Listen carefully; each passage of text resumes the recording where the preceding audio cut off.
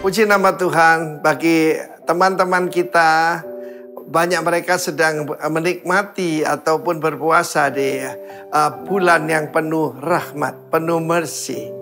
Dan ada hari di mana yang paling penting adalah pemulihan hubungan, rekonsiliasi. Wonderful. Tetapi kita sebagai orang percaya tidak usah bulan tertentu, tanggal tertentu, nggak perlu. Karena Allah kita is God full of mercy. Ketika disalib, Yesus berkata, Bapa ampuni mereka, sebab mereka tidak tahu apa yang mereka perbuat. Contoh yang sangat indah di dalam perjanjian lama, sering kita berkata, kita kan bukan malaikat. Bagaimana Joseph, dia ngalami dibuang, dijual, dikhianati, dan kemudian juga bahkan difitnah dengan cara keji. Sampai dia bukan cuma dibuang sebagai budak, tetapi juga masuk penjara dan sebagainya. Tetapi saudaraku, kita belajar kehidupan dia.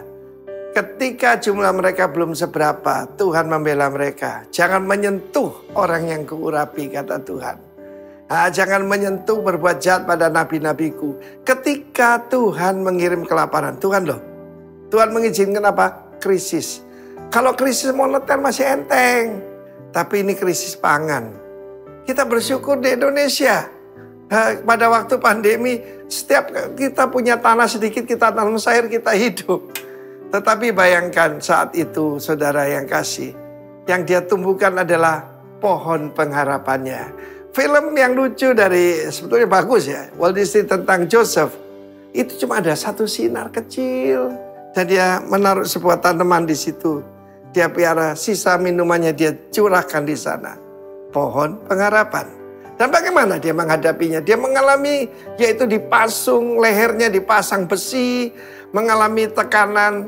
Dia lakukan dengan jurus 4F. Yang pertama, bagaimana ketika dia diangkat.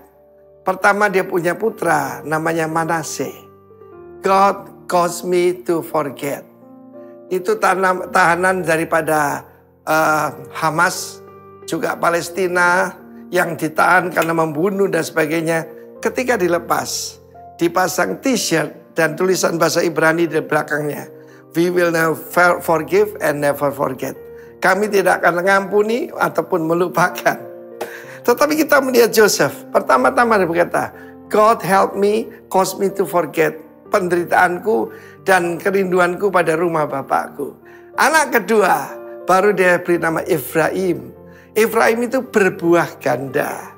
Jadi jurusnya 4F. Yang pertama, forgive. Untuk forgive, saudaraku, banyak orang yang biar Tuhan yang memberikan saya hati yang baik. Boleh minta itu, namanya kasih karunia. Lalu kemudian forget. Banyak orang berkata, I will forgive, but never forget. Tidak bisa, saudara. Forgive and forget. Dan apa yang terjadi? Berbuah ganda. Fruitful. Itu F yang ketiga. Dan yang keempat adalah favor. Ketika rekonsiliasi dengan saudaranya. Pada saat itu ketika dia mendengar Yehuda membela adiknya yang mau ditahan. Tahan aku saja, aku yang menggantikan. Yusuf menunjukkan siapa jati dirinya. Dan seluruh Israel. Jadi waktu itu masih ada 70 orang ya. Anak, menantu, cucu. Ditambah satu, Yakub yang sudah jadi Israel. Karena sukacita dia mendengar Yusuf itu hidup. Yusuf kita, Yesus itu hidup, saudaraku, bahkan bertahta. Karena itu bangkitkan dirimu, haleluya. Ditambah 4, yaitu Yusuf, istrinya dan 2 putranya, 75 orang. Tetapi jumlah mereka jadi sangat besar. Dan ketika kita keluar di tanah Mesir, lebih dari 2 juta. Tapi di tengah-tengah mereka juga ada orang-orang campuran. Jadi bangsa-bangsa nggak jelas gitu. Dan mereka lah yang banyak bikin perkara, saudara. Sama dalam kehidupan kita. Jangan percaya semua orang ngaku Kristen, saudaraku. Mungkin dia bangsa campuran. Kiranya Tuhan memberikan kepada kita anugerah. Yang pertama, forgive. Kedua, forget. Ketiga, fruitful. Dan yang keempat, favor. God bless you. Amin.